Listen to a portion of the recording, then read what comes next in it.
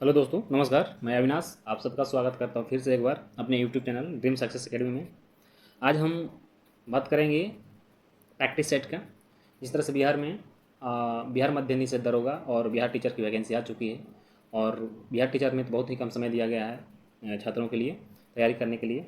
तो आज हम उनके ही परिप्रेक्ष्य में को ध्यान में रखते हुए बहुत ही इंपॉर्टेंट टॉपिक्स से क्वेश्चन को संकलित करा गया है,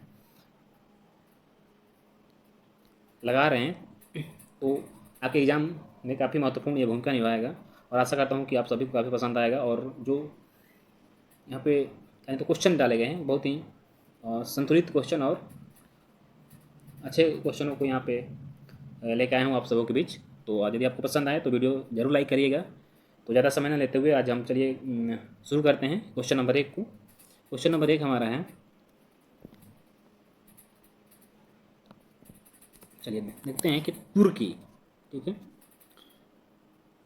तुर्की व सीरिया में भारतीय एनडीआरएफ टीम द्वारा भूकंप पीड़ितों को बचाने हेतु चलाए गए ऑपरेशन का नाम बताना है।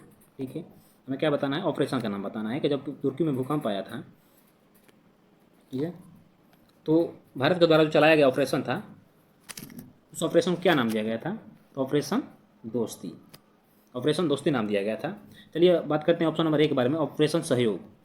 ठीक, ऑपरेशन जो सहयोग है ये कहाँ चलाया गया था? तो आपको बता दूं कि केरल में जब बाढ़ भूस्खलन हुआ था तो भारतीय सेना के द्वारा ऑपरेशन सहयोग चलाया गया था। ठीक, ऑपरेशन राहत की बात करते हैं। ऑपरेशन राहत जब उत्तर भारत में बाढ़ आया था तो भारतीय सेना के द्वारा नागरिकों को सुरक्षित रूप से निकालने के लिए ऑपरेशन राहत चलाया गया था। और ये उत्तर भारत के मुख्यतः हिमाचल प्रदेश और उत्तराखंड राज्यों में से लोगों को निकाला गया था। चलिए क्वेश्चन नंबर 2 की तरफ बढ़ेंगे हम कि बिहार के नवनियुक्त राज्यपाल कौन हैं? बिहार के नवनियुक्त राज्यपाल कौन हैं? आपको बताना है कि बिहार के जो अभी राज्यपाल है वो कौन है। तो आंसर हो जाएगा आपका ये राजेंद्र विश्वनाथ आर्लेकर। इससे पहले कौन थे? इससे पहले फागू चौहान थे। चलिए क्वेश्चन नंबर 3 देखेंगे हम। थोड़ा सा इसको जूम कर लेते हैं ताकि आपको स्पष्ट दिखाई दे। क्वेश्चन नंबर 3 है कि भारत एक धर्मनिरपेक्ष राज्य है कैसे? आपको ये बताना है। ऑप्शन नंबर ए, यह एक समाजवादी देश है, यह सभी धर्मों का एक समान मानता है, तो सही है। ऑप्शन नंबर बी हमारा ये, भारत में सभी धर्मों को एक समान रूप से माना जाता है, कोई भी भारत का राष्ट्रीय धर्म नहीं है, यहाँ पे सभी धर्मों को समान महत्व दिया जाता है, इसलिए भारत जो है एक क्या है? धर्म निरपेक्ष राज्य है। चलिए क्वेश्चन नंबर 3 देखेंगे, 3 हो गया सॉरी। क्वेश्चन नंबर 4 की ओर बढ़ते हैं हम। क्वेश्चन नंबर 4 है, वर्ष 1947 में नेहरू की सरकार के कानून मंत्री कौन थे? क्या बताना में कानून मंत्री कौन थे? जब वर्ष 1947 में बनी नेहरू की सरकार थी तो उस टाइम जो कानून मंत्री थे वो बी.आर. अम्बेडकर थे। ठीक, कौन थे? बी.आर. अम्बेडकर थे। बलदेव सिंह जो थे, यहाँ लिख लीजिएगा, बलदेव सिंह जो थे ये बलदेव सिंह जो थे रक्षा मंत्री थे। क्या थे? रक्षा मंत्री थे। ठीक है, बलदेव सिंह जो थे ये रक्षा मंत्री थे। बाकी आंसर सही होगा हमारा, बी.आर. अम्बेडकर कानून मंत्री थे। ठीक है, चलिए क्वेश्चन नंबर 5 की तरफ बढ़ते हैं। क्वेश्चन नंबर 5 हमारा कि एक राज्य के उच्च न्यायालय के न्यायाधीश की नियुक्ति कौन करता है? उच्च न्यायालय के न्यायाधीश की नियुक्ति कौन करता है? तो ये सबको पता है, भारत का राष्ट्रपति जो उच्च न्यायालय के न्यायाधीशों की नियुक्ति करता है और उन्हें शपथ जो दिलाते हैं वो राज्यपाल दिलाते हैं। उच्च न्यायालय को जो न्यायाधीश की नियुक्ति राष्ट्रपति करते हैं और शपथ जो है राज्यपाल दिलाते हैं। किंतु सही आंसर होगा ऑप्शन नंबर 5 के, क्वेश्चन नंबर 5 के ऑप्शन नंबर सी। ठीक है, क्वेश्चन नंबर 6 देखेंगे। क्वेश्चन नंबर 6 कह रहा है, कौन सा अनुच्छेद भारतीय संविधान में सर्वोच्च न्यायालय की स्थापना और गठन के बारे में है? तो अनुच्छेद 124 जो है भारत सरकार को भारतीय संविधान में सर्वोच्च न्यायालय के गठन का प्रावधान करता है। क्वेश्चन नंबर 7 है, क्वेश्चन नंबर 7 देखेंगे। क्वेश्चन नंबर 7 है, निम्न में से किसे भंग नहीं किया जा सकता है?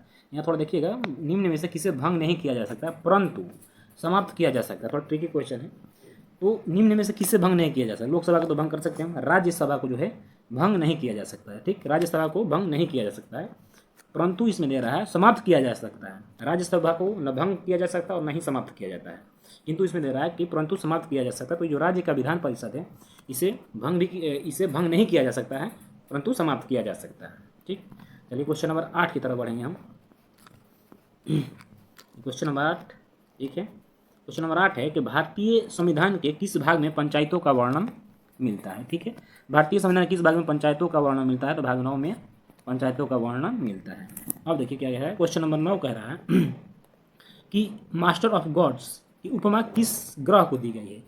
हमें बताना है कि मास्टर ऑफ गॉड्स किस ग्रह को कहते हैं। मास्टर ऑफ गॉड्स जो है ये बृहस्पति ग्रह कहते हैं, यानी देवताओं का भगवान किस ग्रह को कहा जाता है, तो बृहस्पति को, ठीक।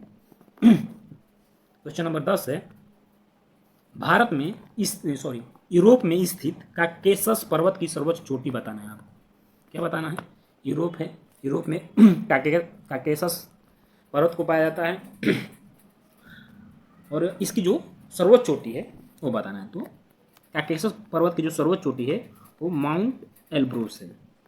सही आंसर क्या होगा, माउंट एल्ब्रूस। माउंट ब्लैक जो है ये आल्पस पर्वत, यहाँ नोट कर लीजिएगा,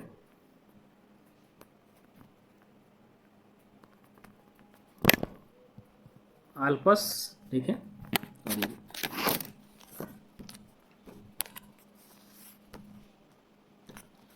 माउंट ब्लैक जो है यह आल्पस पर्वत की चोटी है।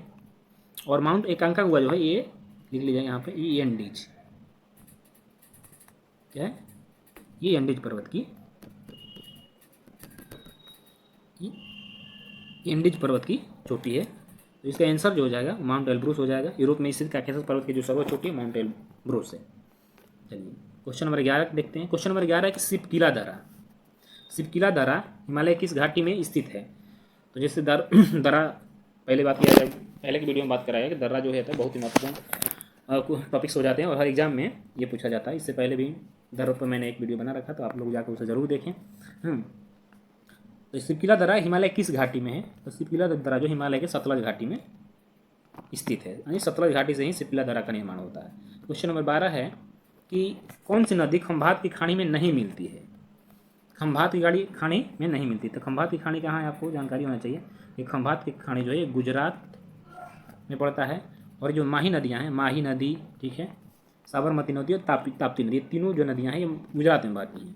इसमें किंतु पूछ रहा है कि खंभात की खाड़ी में नहीं मिलती हैं, तो आंसर हो जाएगा आपका कोयना, ठीक है। क्या हो जाएगा, कोयना नदी जो है खंभात की खाड़ी में नहीं मिलती, क्योंकि कोयना नदी जो है यह महाराष्ट्र में पाया जाता है। क्वेश्चन नंबर 13 है, भारत में सर्वाधिक और सबसे महत्वपूर्ण मिट्टी समूह कौन सा है। भारत में सर्वाधिक और सबसे महत्वपूर्ण मिट्टी जो है ये जलोढ़ मिट्टी है। क्वेश्चन नंबर 15 है, भारत का सबसे बड़ा कोयला खनन क्षेत्र कौन सा है। भारत का सबसे बड़ा कोयला खनन क्षेत्र जो है ये झरिया हो जाएगा, झरिया झारखंड में पड़ता है। चलिए क्वेश्चन नंबर 15 देखेंगे, सांची का स्तूप किसने बनवाया। तो दोस्तों सांची का स्तूप अशोक ने बनवाया था। किसने बनवाया था, अशोक ने बनवाया था। आंसर डी हो जाएगा 15 का। चलिए क्वेश्चन नंबर अब 16 की तरफ बढ़ते हैं, देखते हैं। क्वेश्चन नंबर 16 है कि कौटिल्य ने अर्थशास्त्र को लिखा, ठीक है, यह किस पहलू पर प्रकाश डालता है। तो कौटिल्य का जो अर्थशास्त्र है वो राजनीतिक विज्ञान पे प्रकाश डालता है। चलिए क्वेश्चन नंबर 17 देखेंगे कि बाबर ने अपने आत्मकथा बाबरनामा लिखा। बाबरनामा में उसने किस हिंदू राज्य का उल्लेख किया था। तो बाबर ने अपनी आत्मकथा बाबरनामा में मेवाड़ जो साम्राज्य था, मेवाड़ के राजा का उल्लेख किया था, ठीक। आगे बढ़ते हैं। क्वेश्चन नंबर 18 है कि सविनय अवज्ञा आंदोलन के रूप में गांधी जी ने दांडी मार्च प्रारंभ किया कब। आपको ये बताना है कि सविनय अवज्ञा आंदोलन जो कि गांधी जी ने प्रारंभ किया था दांडी से, जिसे दांडी मार्च भी हम दांडी मार्च के नाम से भी जानते हैं, यह साबरमती से प्रारंभ करा गया था। तो ये जो करा गया था, ये किया गया था 12 मार्च सन 1930 ईस्वी को। इन्होंने साबरमती से दांडी मार्च पैदल ही चले थे और यह 6 अप्रैल 1930 को दांडी पहुंचकर सविनय अवज्ञा आंदोलन को पूर्ण किया था और वहाँ से नमक कानून को तोड़ा था। तो आंसर इसका हो जाएगा, आंसर इसका क्या हो जाएगा, इसका आंसर हो जाएगा कि 12 मार्च 1930, ठीक। जो क्वेश्चन नंबर 19 है, निम्नलिखित में से किस भारतीय नेता ने लंदन में प्रथम गोलमेज सम्मेलन में भाग लिया। आपको बताना है कि प्रथम गोलमेज सम्मेलन में भाग लेने वाले नेता इनमें से कौन थे। मौलाना अबुल कलाम, जैसे कि आपको पता होगा कि प्रथम गोलमेज सम्मेलन में और तीसरे गोलमेज सम्मेलन में कांग्रेस ने भाग नहीं लिया था। तो जो आपको मौलाना अबुल कलाम आज़ाद है कांग्रेस नेता थे, महात्मा गांधी कांग्रेस नेता थे, पंडित जवाहरलाल नेहरू भी कांग्रेस नेता थे। किंतु मौलाना मोहम्मद अली जो थे ये कांग्रेस से संबंधित नहीं थे, क्योंकि इन्होंने प्रथम गोलमेज सम्मेलन में भाग लिया था। तो आंसर सही हो जाएगा इसका 19 का आंसर हो जाएगा ए। ठीक, क्वेश्चन नंबर 20 की तरफ बढ़ेंगे अब और देखते हैं कि निम्न में से कौन नीति आयोग का पदेन अध्यक्ष होता है। आसान क्वेश्चन है वैसे तो। नीति आयोग का पदेन अध्यक्ष जो होता है भारत का प्रधानमंत्री होता है। ठीक, भारत के प्रधानमंत्री नीति आयोग के पदेन अध्यक्ष होते हैं और भारत के राज्यों के लिए जो विधि निर्माण का कार्य नीति आयोग के द्वारा किया जाता है। क्वेश्चन नंबर अब 21 की तरफ देखते हैं। चलिए, क्वेश्चन नंबर 21 हमारा है कि किस पंचवर्षीय योजना के बाद रोलिंग प्लान, इंपॉर्टेंट क्वेश्चन हो जाता है ये, रोलिंग प्लान लागू किया गया। तो सबसे पहले जानेंगे रोलिंग प्लान जो है यह 1978 से 80 के बीच में चला था और उस समय जो है 5वीं पंचवर्षीय योजना का जो कार्यकाल था ये 1974 से 78 था। और इसके बाद जब कहा जाए तो जनता दल का जब सरकार बना तो उन्होंने पंचवर्षीय योजना को हटाकर रोलिंग प्लान को लागू किया। रोलिंग प्लान का अर्थ होता है कि प्रत्येक साल जो योजना बनाई जाती थी, जो योजना बनाई जाती है उसका प्रत्येक साल समीक्षा हो और इसके बाद उसके आधार पर फिर कोई नीति तैयार की जाए। तो रोलिंग प्लान 5वीं पंचवर्षीय योजना के बाद जो है लागू किया गया था। क्वेश्चन नंबर 22 है, वर्ष 1969 में कितने प्रमुख निजी बैंकों का राष्ट्रीयकरण किया गया था। तो इसका आंसर 14 हो जाएगा। 14 बैंकों का राष्ट्रीयकरण किया गया था। 23, क्वेश्चन नंबर 23 है, ब्रह्मोस मिसाइल जो कि भारत और रूस के द्वारा विकसित किया गया मिसाइल है। ब्रह्मोस मिसाइल की सर्वोच्च सुपरसोनिक गति मैक में बताना है। तो इसकी जो सुपरसोनिक जो मैक में गति बताएं तो 2.8 से 3 मैक होता है। 2.8 से 3 मैक गति होती है सुपरसोनिक। ब्रह्मोस मिसाइल की गति जो है 2.8 से 3 होता है। क्वेश्चन नंबर 24, भारतीय अंतरिक्ष अनुसंधान संगठन इसरो की स्थापना कब हुआ था। हमें इसरो की स्थापना बताना है। ये 1969 ईस्वी में इसरो की स्थापना हुई थी। और जो लास्ट और अंतिम क्वेश्चन जो है जो कि 25 है, तो आपको बताना है कि विश्व के पहले कंप्यूटर का नाम क्या था। विश्व के पहले कंप्यूटर का नाम जो था वो ENIAC था। ठीक है दोस्तों, तो ये रहा टोटल 25 क्वेश्चनों का एक प्रैक्टिस सेट जो कि आने वाली सभी प्रतियोगी परीक्षाओं के लिए काफ़ी महत्वपूर्ण होगा। आशा करता हूँ आप सभी को पसंद आया होगा और यदि पसंद आया हो तो चैनल को आप लाइक और सब्सक्राइब करिए। ठीक इसी तरह से और भी सेट को प्राप्त करने के लिए आप लगातार मेरे चैनल पर विजिट कर सकते हैं और अपने दोस्तों में भी शेयर करें। तो दोस्तों फिर मिलेंगे इसी नेक्स्ट सेट में। तब तक आप सभी अपनी स्टडी को कंटिन्यू रखिए और इसी तरह से सपोर्ट बनाए रखिए। खुश रहिए, मस्त रहिए, बिंदास रहिए। जय हिंद।